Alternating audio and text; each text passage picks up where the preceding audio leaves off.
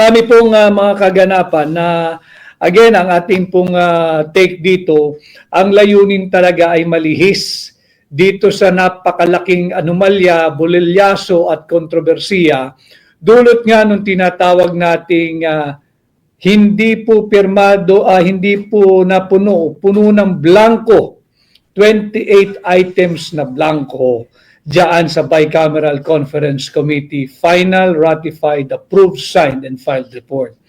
Ulit-ulitin po natin, hindi po tayo lalayo sa usaping ito. Kahit ano pong diversion or deflection ang gagawin ng administrasyon ni Bongbong Marcos. Marami yung nagpatid na mensahe kanina na meron na naman daw pong rekomendang kaso laban kay Vice President Inday Sara Duterte. Ito'y kasong kriminal. At pilit nilang ang pinag-uusapan ay Duterte pa rin. Kung hindi man si Pangulong Duterte, ay si Vice President Inday Sara Duterte. Sino ba ang Pangulo?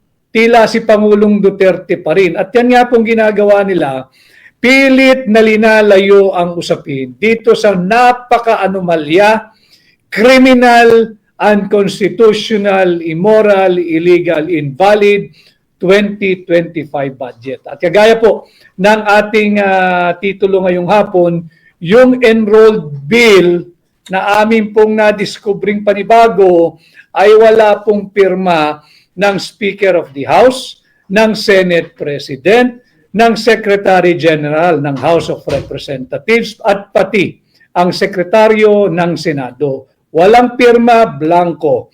Mahalaga pong pinag-uusapan natin ito sapagkat kung matatandaan po ninyo, humiling po tayo last week sa Korte Suprema na mag-issue ng tinatawag nating subpoena ducis tecum. Ibig sabihin po noon, nagre-request tayo sa kataas-taasang hukuman na subpinahan na at utusan ang mababang kapulungan na ilabas yung kopya. Dalawa po yun.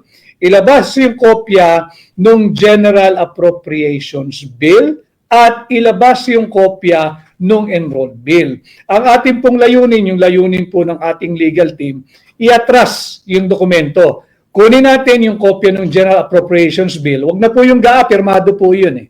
So, yun ang magko-corner po sa kanilang lahat. Ang hinihingi po natin, subpinahan yung kopya ng General Appropriations Bill. Mag-issue ng subpoena ang Korte Suprema dito rin at ipalabas yung enrolled bill. Para po iahambing natin ito at ipapakita hindi lamang sa Korte Suprema kundi para sa inyo, sambayan ng Pilipino, iahambing natin doon sa ratified, filed, approved at signed final Bicameral Conference Committee report. Na nakita naman natin ay natataka na na-receive ng House of Representatives Bills and Index Service noong December 11, nakaraang taon po yan, December 11, 2024, around 4 o'clock in the afternoon. Mahalaga ito sapagkat meron po tayong na-discover, sabi po kasi, nung Congresswoman ng Marikina, na ginagawa pong mga Pilipino, si Congresswoman Stella Kimbo, kung himingi daw po tayo, kung gusto natin makita yung enrolled bill, magtungo tayo doon sa sinasabi nilang archive section ng House of Representatives. Tayo naman po ay masunurin, yung ating legal and research team ay masunurin. Tumungo po sila diyan sa tinatawag nating archive section o archive department ng House of Representatives. Hesitant po yung mga empleyado roon, subalit pinakita po yung kopya ng archive section ng House of Representatives. Doon po sa, ang kopya pong pinakita, yung kopya na ng GAA, yung General Appropriations Act, Volume 1-B, page 752. Yun po yung signature page. Wala rin pong pirma ang Speaker of the House. Wala rin pong pirma ang Senate President. Wala rin pong pirma ang Secretary General ng House of Representatives at wala rin pong pirma ang Sekretaryo ng Senado ng Pilipinas. Therefore, meron pa tayong isang hinahanap, yung kopya ng enrolled bill. Yun po yung pinakita nila, wala pong pirma. At pakikita ko kasi alam ho ninyo, Ang nagsabi po kasi na magpunta sa archive section mismo si Congresswoman Stella Kimbo. Sinusunod lang natin yung kanyang payo dahil masunurin po ang mga miyembro ng Hakbang ng Maisog, di nagre-research po lahat. At yun nga po, nagpunta roon at ito po ang nakita. Ipapakita ko lamang po sa inyo.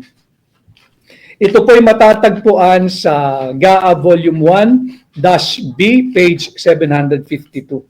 Ito po yung nakita. Sa archive section po yan, archive section. Pakikita natin. Ayan o. Parang blurred. But anyway, wala pong pirma. At ito po ay galing mismo diyan sa archive section. Nung tinanong po ng ating mga mama nagsasaliksik, ang sabi sa kanila, baka magpunta kayo doon sa Committee on Appropriations ng House of Representatives. Yung enrolled bill, baka doon may kopya na may pirma.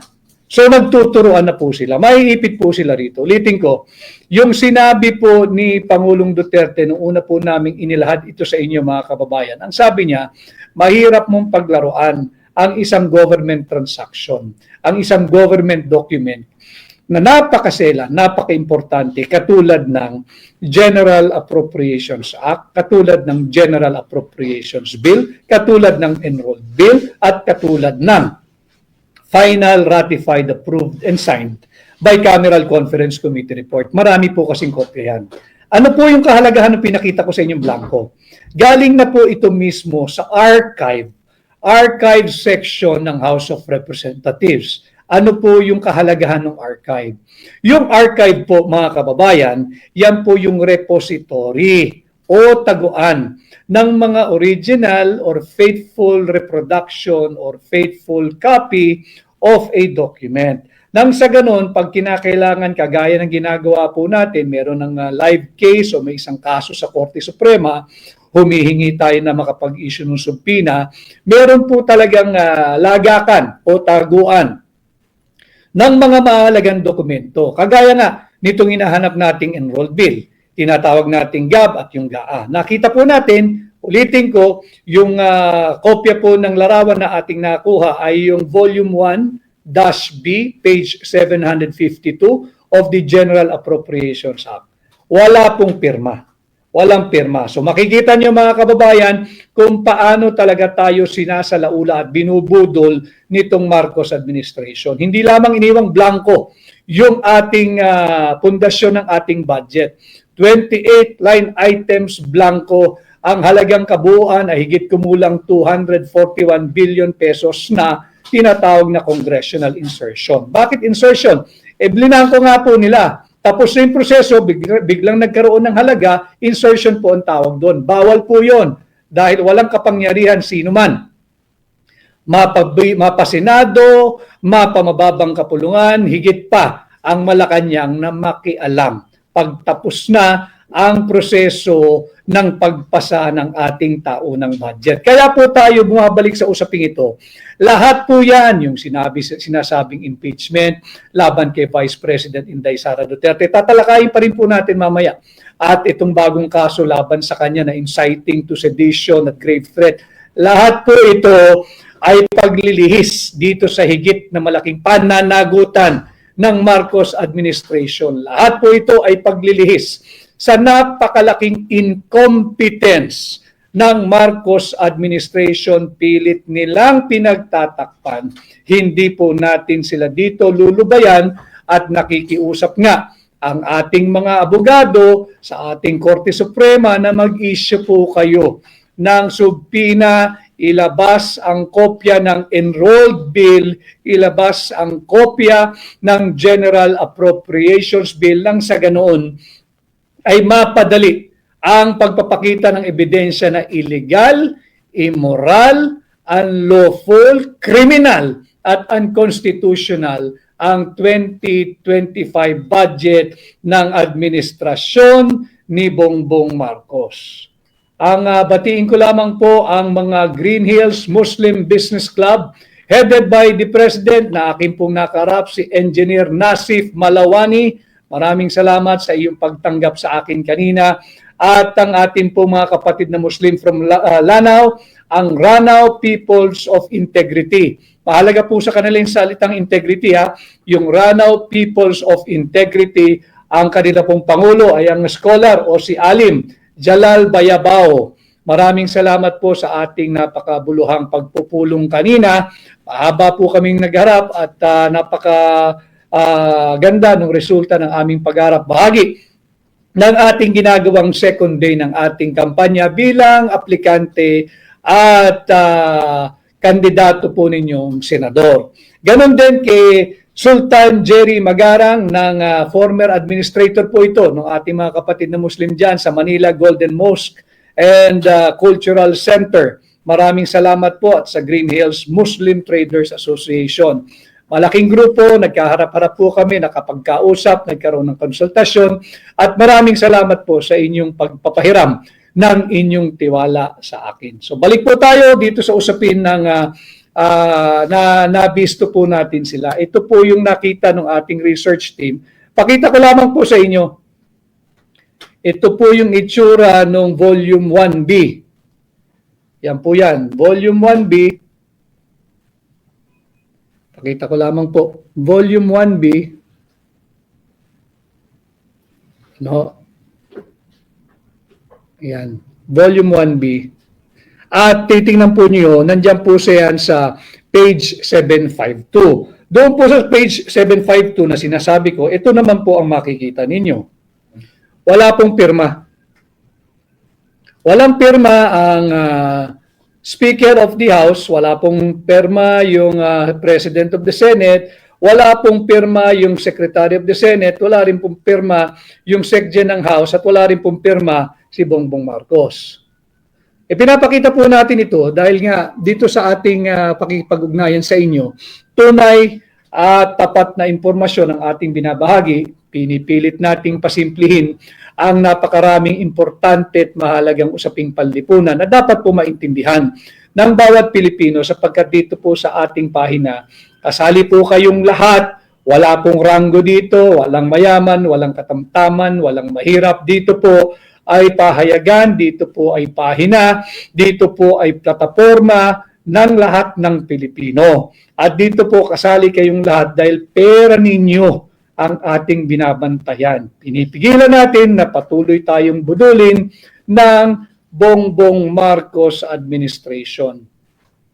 Nurulaj Karon Kader, Attorney Vic, kamusta po file nyo about sa BICAM? Nag-aantay po tayo mag-lapse yung 10 days non-extendable period na binigay ng Korte Suprema dito sa Senado at sa mababang kapulungan, pati na rin sa tanggapan ng Pangulo na sila po ay mag-file ng kanilang comment. So yun po ay tatakbo kapag natanggap na nila yung kanilang kopya ng kautusan na sila ay mag-file ng comment. Subalit mahalaga na sana ay makapag-issue na rin agad nung subpina ang ating kataas-taasang hukuman para doon sa tinatawag na enrolled bill at ito nga pong General Appropriations Bill sapagkat may nakita na tayo dito mismo sa archive section ng House of Representatives. Hindi ho nila pwede ng maaring gumawa sila ng milagro pero meron na po tayong nakuhang picture, may oras at may tao na nakausap doon, kinuha yung pangalan.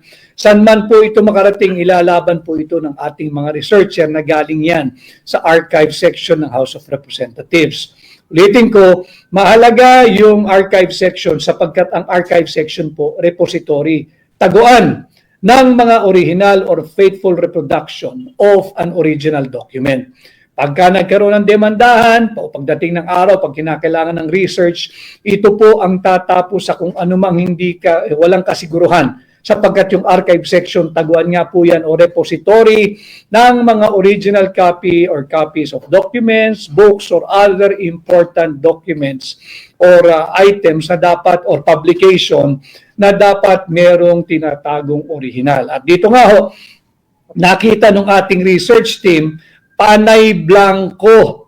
Blanco na yung kopya ng Bicameral Conference Committee report, blanco pa rin yung pirma ng Senate President, pirma ng House of Representatives Speaker, pirma ng Secretary General niya, pirma ng Secretary ng Senado, at pirma ng Pangulo. Blanco po yan, at yan po ay matatagpuan ninyo sa page 752 ng Volume 1, DASB, diyan po sa archive section. Bakit po tayo tumungo sa archive section? Dahil nga po, linilihis ni Stella Kimbo at ginagawang mangmang ang Pilipino, sabi niya may kopya daw ng enrolled bill diyan sa archive section. Yan po ang nadiskubre ng research team na hindi tumitigil para ipakita na immoral, illegal, unlawful, invalid, criminal at unconstitutional yung 2025 budget. Ito po uli ang usapin na hindi po yung impeachment. Yung impeachment po, diversion po yan. Panglihis ng napakainit na istorya dahil nasukol po sila, naiipit sila, nais nila itong pagtakpan. Binanggit ko naman sa inyo noong isang gabi, di ba? 215 pinagyayabang nila pumirma ng verified impeachment complaint. Ulitin ko, kung tayo ay magsusuri ng malalim, kung yung 32-33 pages na verified impeachment complaint ay babasahin ng isang tao na may pangunawa at pag-iintindi bago niya pirmihan, siguro ho at least 10 minutes each. So sa loob ng isang oras, 10 minuto, 6 lamang ho ang makakapirma. Yung 6 na yan, stretch it further to 7 hours, walang toilet break, walang lunch break, walang recess break, walang merienda break, walang kung anumang break. Ang makakapirma ho, simpleng-simple, 6 na tao kada oras, you multiply it by 7, 42. 42 congressmen lamang ho ang makakapirma.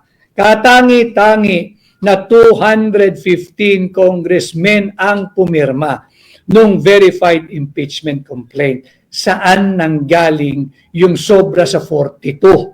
At ano naman ngayon, kung 215 ang pumirma at yung dapat sa tingin ninyo ay 42, sapagkat ang tawag po doon sa final nila ay verified impeachment complaint, meaning ito po'y dapat binasa at nabasa ng mga complainant. Pangalawa, ito po'y dapat yung mga aligasyon ay base sa kanilang personal knowledge or dili kaya ito'y base sa public authentic document.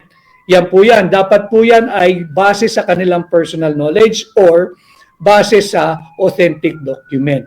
Paano sila magkakaroon ng personal knowledge? Paano ito mababase sa authentic document? At higit sa lahat, paano nila ito nabasa? Yung 215, 42 nga lang ho ang maximum kung tig sa 10 minuto. Pagbigyan po natin na mabibili silang magbasa, marunong sila mag-speed read, matatalino sila, henyo sila. Tigli 5 minuto kada pipirma. Kahit po tigli 5 minuto sa 7 oras at sa 1 oras, makakapirma 12, sa 7 oras, ang makakapirma lamang huroon maximum ay 84. At 5 minutes each of reading, comprehending, understanding, and based on their personal knowledge or authentic document bago sila pumirma. 84. 215 po yung pumirma eh. So, wag na ho tayong magulat sapagkat sinasabi ko nga sa inyo, yung 28 items na blanco dyan sa Bicameral Conference Committee report, na nakabuo po nga sila ng budget eh, na nagkakahalaga na 6.325 trillion. Paano ka nakabuo ng 6.325 trillion na budget? Ang dami mong sadyang iniwang blanco. Pati nga yung pirma ng Senate President at pirma ng House Speaker, blanco eh. Pati nga yung pirma ng Senate Secretary, blanco eh. Pati nga yung pirma ng mismong Secretary General ng House of Representatives ay blanco eh. Siya pa yung nagdala niyan ha. Siya pa nagdala ng verified impeachment complaint diyan sa Senado. Nagmamadali, escorted pa raw ng motorcycle ka para abutin yung before 5 p.m. bago mag-adjourn o mag-recess ang Senado. Hindi rin niya pinirmahan yung Bicameral Conference Committee report na enrolled bill. Yan nga po, yun nandiyan sa archives section, yung repository po ng mga original documents diyan sa House of Representatives. Ito ho, yung tunay na usapin, wag po tayong magpadala diyan sa tinatawag nating deflection or diversionary tactic ng Malacanang para ilayo, ilihis ang mga usapin dito sa maanumalyang 2025 budget.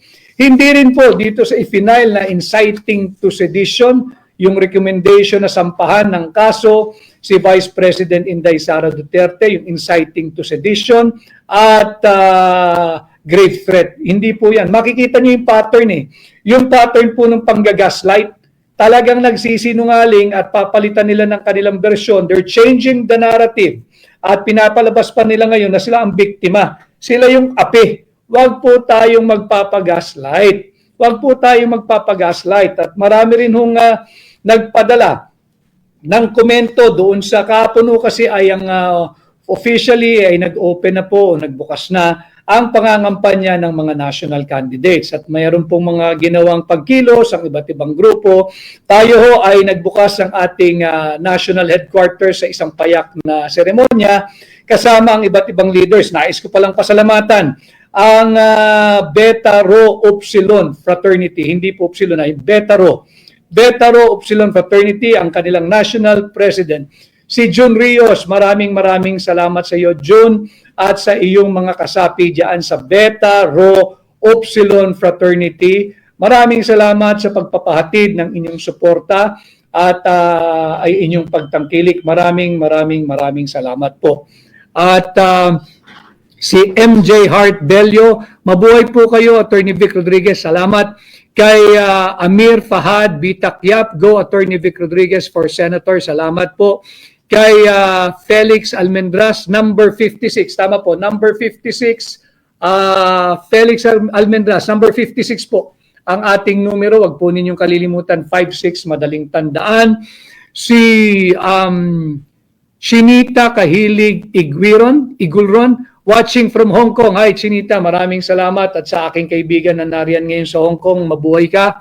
Kay